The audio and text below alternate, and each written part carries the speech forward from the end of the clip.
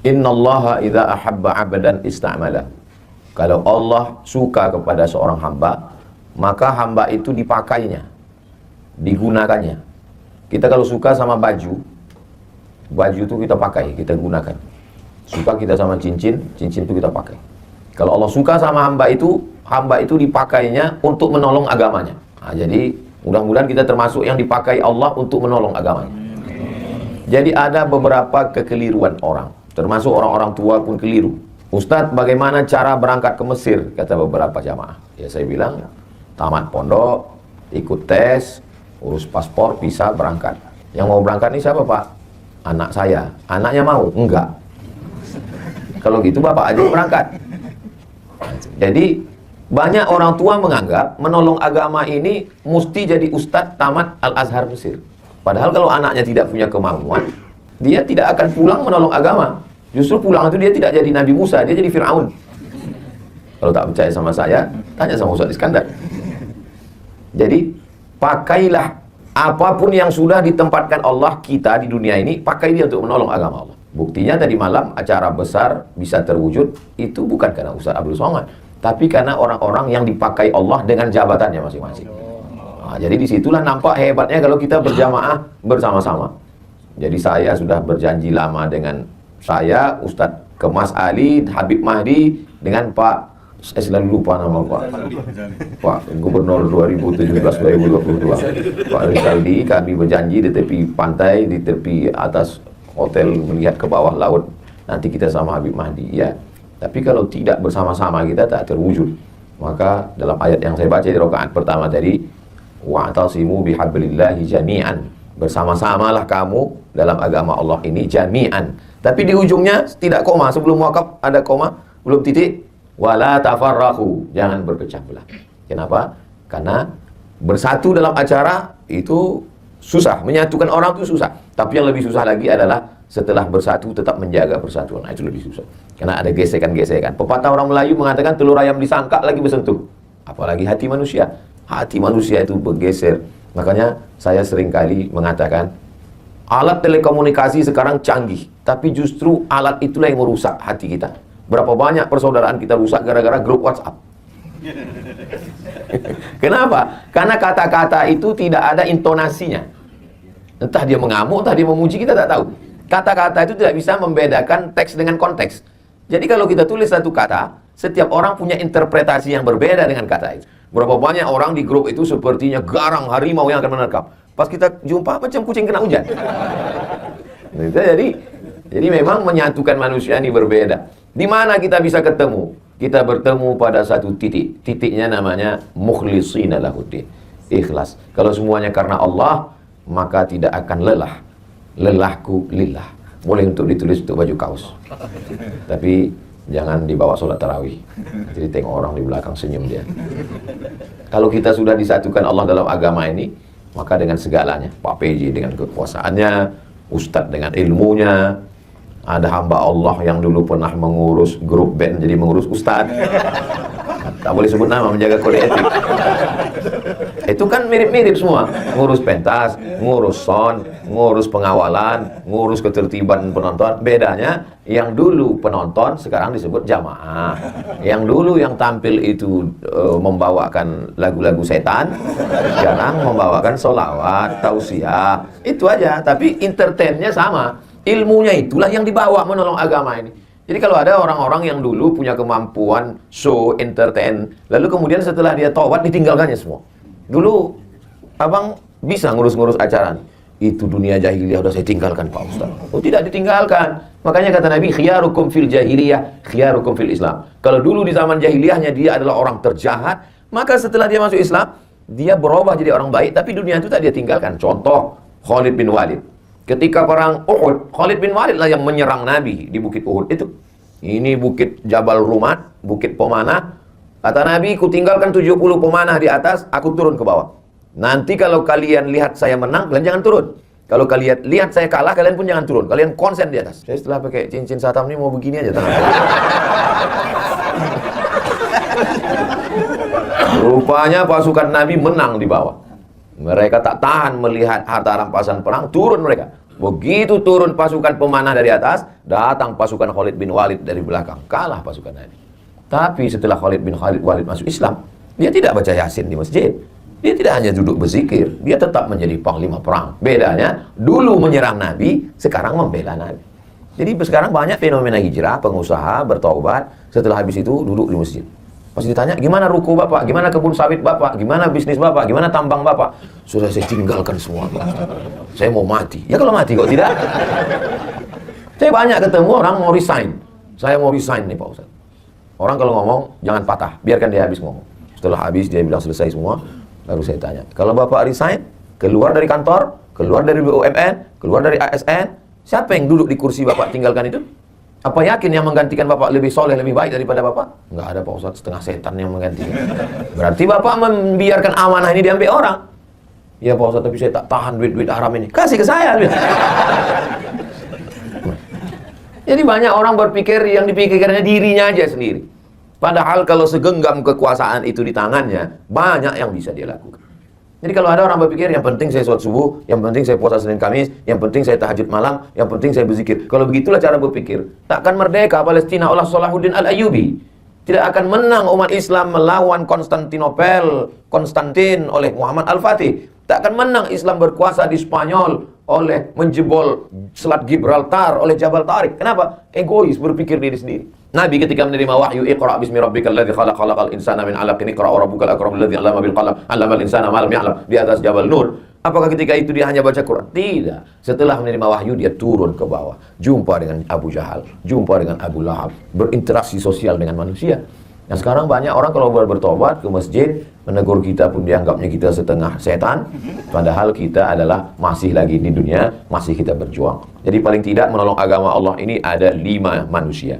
Yang pertama adalah orang yang bisa menggunakan telunjuknya. Kalau ditunjuknya jalan berlubang, langsung licin beraspal. Kalau ditunjuknya acara, langsung jadi. Beda sama saya. Saya tunjuk beberapa jalan sampai sekarang belum beraspal. Karena saya tak ada kekuasaan. Orang-orang yang punya kekuasaan ini dipakai untuk menolong agama Allah luar biasa. Tunjuk jalan, berdiri pondok pesantren. Tunjuk lagi tanah, berdiri Islamic Center. Tunjuk lagi, berdiri tahfiz Quran. Tunjuk lagi, keluar perda, perbuk, pergub, madrasah diniyah. Tunjuk lagi, berdirilah lembaga-lembaga, Badan Amil Zakat Nasional, Bank Muamalat, LPTQ, Lembaga Pengembangan Tilawatil Quran, Badan Wakaf Indonesia. Itu kan atas persetujuan telunjuk. Itu tak selesai dengan ceramah. Itu tidak selesai dengan tablik akbar.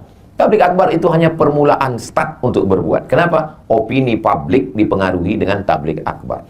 Betapa dulu terjadi perubahan. Dulu masih saya ingat tahun-tahun 90-an zaman saya SMP. Itu dulu anggota dewan kalau mau kampanye ngundang penyanyi dangdut. Sekarang terjadi perubahan. Ustadz ceramah. Terlepas dari plus minusnya, bahwa terjadi ada perubahan opini publik. Apa maknanya? Publik sudah berubah. Akibat apa itu? Banyaknya tabligh akbar, pengajian. Maka orang-orang yang punya telunjuk, maka di ujung telunjuknya bisa dipakai untuk menolong agama Allah Subhanahu wa Ta'ala. Jadi saya subuh ini semangat nih karena banyak orang yang bertelunjuk yang bisa pakai. Nah, tapi kalau udah di depan saya orang-orang yang pensiun, pernah saya diundang ke acara, itu saya tak terlalu semangat. Saya ceritanya bagaimana menghadapi sakratul maut. Tapi ucapan saya. Kenapa? Karena saya suka kali kalau saya jumpa sama orang, saya katakan bahwa semua ini berakhir, tapi kita mau meninggalkan sesuatu. Sampai saya di Kairo tahun 2017, setelah pulang 2002 saya tak pernah ke Mesir lagi. Terus 2017 saya datang lagi karena rindu, sebulan saya di sana. Diundanglah sama KMM, Kesepakatan Mahasiswa Minangkabau. Bagus sekali rumahnya, 3 lantai. Di bawah tuh basement, lantai 1, lantai 2, lantai 3, atap lapang. Kanan, kiri, kamar, besar rumah bisa berkumpul. Saya bilang, bagus sekali rumah kalian ini. Ini Pak Gubernur kami yang belikan Pak Ustaz. Udah berhenti dia, dengan 1 tanda tangan. Mengalir berapa banyak orang yang akan belajar sampai hari kiamat. Hanya dengan 1 tanda tangan. Lalu kemudian saya jumpa dengan beberapa sahabat-sahabat yang dekat. Saya bilang, bagusnya Pak, kalau kita tidak ulama, tapi kita bisa dapat amal jariah, Bapak kirimlah ini anak-anak yang tercerdas, terpintar, buat tes, berangkatkan. Kemarin datang dia ke rumah menyambut bulan puasa. Alhamdulillah Ustaz Somad, sudah kita kirim 10 ke Mesir. Masya Allah. Makannya Pak, saya tanggung. Saya cemas juga dikirimnya, meninggal orang. Apa makan dari Mesir kan? Kami tanggung Pak Ustaz.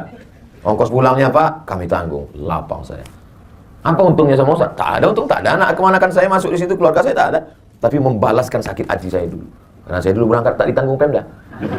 Sakit hati saya. Berangkat tak ditanggung, beasiswa tak dikasih, pulang. Berangkat tak diantar, pulang tak dijemput. Macam Ustaz hantu. Maka di mana-mana selalu saya pesankan itu. Supaya apa? Membalaskan sakit hati saya. Bapak udah kirim? Iya. Tahun berapa sekarang anak itu? Tahun 1. Berarti Bapak punya kesempatan 3 tahun lagi Pak. Apa itu Pak Ustadz? Bebaskan tanah, buat masjid, Islamic Center, TK Quran, SD Quran, SMP Quran, SMA Quran. Sehingga nanti selama 3 tahun ini Bapak bangun, anak-anak itu pulang, diikat dia. Karena kalau tidak diikat, waktu turun dia di Jakarta, nikah dia sama orang Jakarta. Udahlah kita habis APBD nyekolahkan dia, tiba-tiba dia tidak memberikan kontribusi, buat dia kontraknya. Ya betul Pak Ustadz. Jadi 3 tahun ini kita buat. Iya. Itu pun juga membalaskan sakit hati saya. Karena dulu waktu saya pulang tak tahu mau jadi apa. Nah, jadi luar biasa. Alhamdulillah para asatidz adik-adik kelas saya. Ini adik-adik kelas saya. Pak Kabak Kesra 2003 berangkat. Saya 2002 sudah pulang. Nah, jadi banyak orang menduga saya ini masih muda. Padahal saya sudah tua. Ustadz Iskandar 2011. 2011 dia baru berangkat. Pulang 2011. Saya 2002. Berarti beda 11 tahun. 2011 beda 9 tahun. Tua juga saya sudah. Artinya bahwa ada sesuatu yang kita lakukan. Lalu kemudian kalau telunjuk orang yang punya kekuasaan, lalu kemudian ada yang selalu diletakkan perhiasan. Nah, itulah dia, selalu perhiasan itu diletakkan di jari manis. Ini anak muda. Anak-anak muda ini mesti kita kelola. Jadi tadi malam itu, kenapa Ustaz Somad kalau tausiah itu, kalau subuh biasanya di masjid atau di ruang tertutup. Tapi kalau malam itu kita memang pilih tablik akbar. Itu sebenarnya kita untuk menggarap anak muda. Karena ada beberapa anak muda dia belum mau ke masjid, dia mau dengar di pinggir-pinggir tanah lapang. Dia masih trauma ke masjid ini. Ke masjid pertama sendal hilang. Ke masjid kedua helm hilang. Ke masjid ketiga kawan yang sama-sama itu meninggal. Nah, jadi nama penyakitnya masjid traumatic syndrome. Nah, jadi orang-orang begini ini mesti dijinakkan lagi dengan tanah lapang. Jadi berawal dari tanah lapang, lama-lama ujungnya juga ke masjid. Bukan berarti hanya berhenti di tanah lapang, enggak. Ibarat macam menangkap ikan. Jadi saya sudah menghalau ikan ini dari sini, ada ustadz di sana yang menunggu. Makanya Ustadz Kurnia pun menunggu ikan ini sekarang. Terserahlah entah ikan apa yang datang. Siapkan memanglah jalannya. Entah ikan paus, entah ikan hiu, entah ikan lumba-lumba, asal jangan ikan piranha aja. Artinya apa? Kita bekerja sama. Makanya selalu saya katakan, masukkan anak ke pesantren, masukkan anak ke pendidikan yang dikelola para habaib, para kiai kita, masukkan ke madrasah. Itu dalam rangka menghalau ini. Baru setelah itu nanti mereka akan bertanya, di mana kami daftarkan anak kami Pak Ustadz? Bermunculan iklan. Daftarkan anak-anak segera. Hubungi nomor kontak berikut ini. Ingat, kuota terbatas. Nanti beberapa hari lagi keluarlah iklannya itu.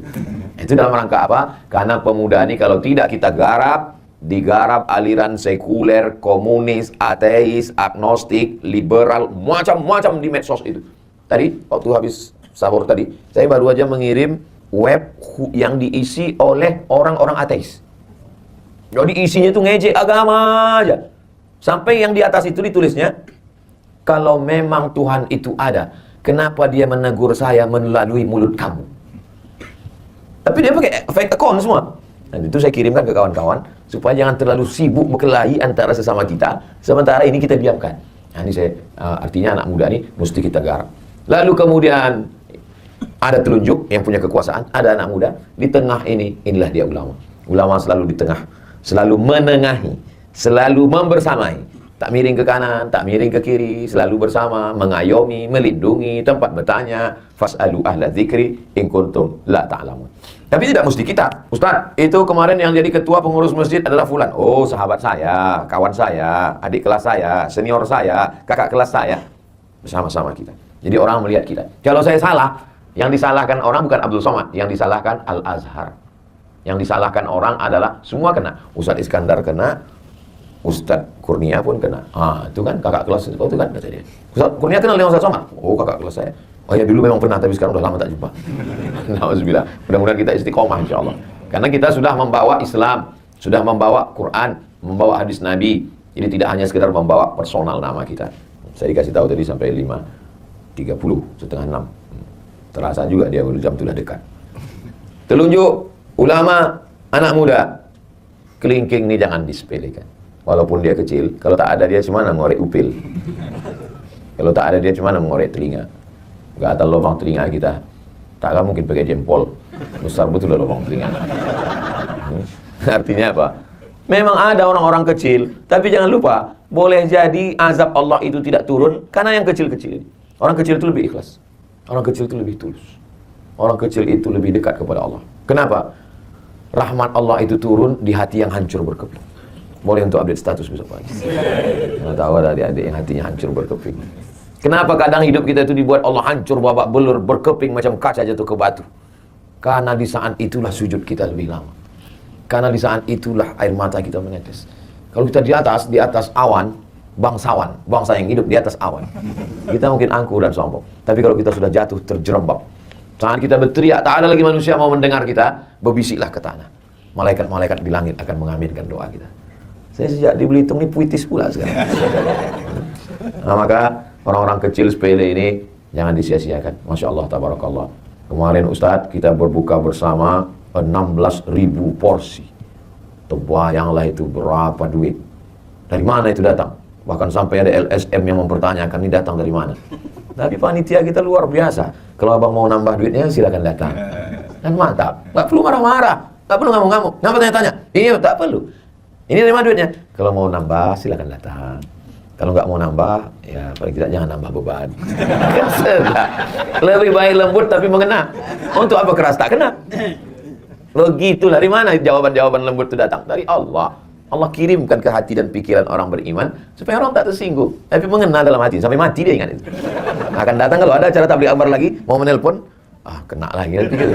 Begitulah Allah SWT cara melindungi.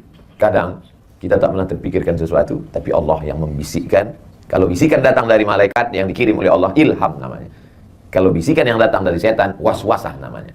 Lil insani lammatani. Manusia itu punya bisikan.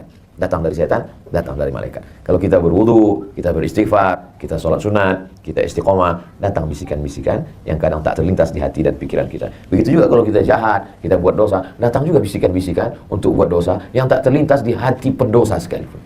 Ada aja ide-idemu untuk buat dosa itu yang tak terpikirkan orang. Jadi kalau Bapak Ibu melihat ada orang heran, dia kalau mau buat dosa ini ada aja idenya Pak Ustaz. Berarti memang kawan-kawan setan. Satu geng dia.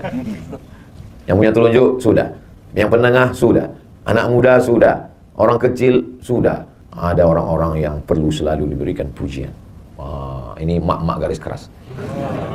Mereka ini gerakannya luar biasa, selalu siap. Ibu bawa makanan, siapkan jamaah, siap katanya. Tapi mesti dikasih sering gini. Mantap. Support luar biasa.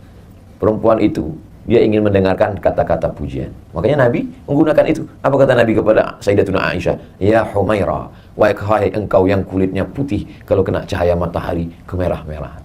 Jadi terngiang tuh di telinga. Boleh Pak Ustadz, istri saya panggil wahai orang yang kulitnya putih, kena cahaya matahari kemerah. Apa pula salahnya? Pulang dari sini nanti panggil, ya Humaira. Jangan pula terlalu jujur. Ini terlalu jujur balik, ya Hajar Aswad.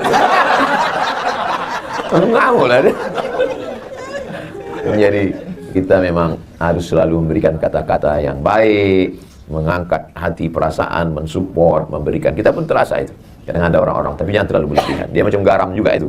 Kalau pas dia penempatan garamnya itu pas dia enak. Tapi kalau terlalu berlebihan, asam, naik apa kita pusing kepala kita mendengar pujian-pujian. Makanya kata Nabi kalau orang terlampau memuji, ambillah pasir dan hembuskan ke wajahnya. Jadi kita pun siapkan, letakkan pasir. Kalau ada orang terlampau pujian, kenapa Bapak gini kan banyak kali bercerita. Saya mohon maaf duduk di atas ini bukan kemauan saya. Ustaz Kurnia yang ngasih kursi. Begitulah sibuknya kemarin orang mencari kursi, saya dikasih pula kursi. Kenapa saya dudukkan di sini? Biar sejajar sama kamera. Ini saya jelaskan supaya jangan ada dusta di antara. Nah, setelah pertemuan ini kita tidak berpisah karena kita akan selalu bersama dalam doa. Mudah-mudahan Allah menjaga bapak-bapak ibu semua. Allah menjaga Belitung, Allah menjaga saudara-saudara kita sebangsa setanah air. Dijadikan Allah negeri ini baldatun thayyibatun wa rabbun ghafur. Keluarga kita sakinah, mawaddah warahmah, anak-anak kita soleh dan solihah. Istiqomah kita sampai mati dalam la ilaha illallah. Ala hazihi niyah, untuk niat yang baik ini. Al-Fatihah.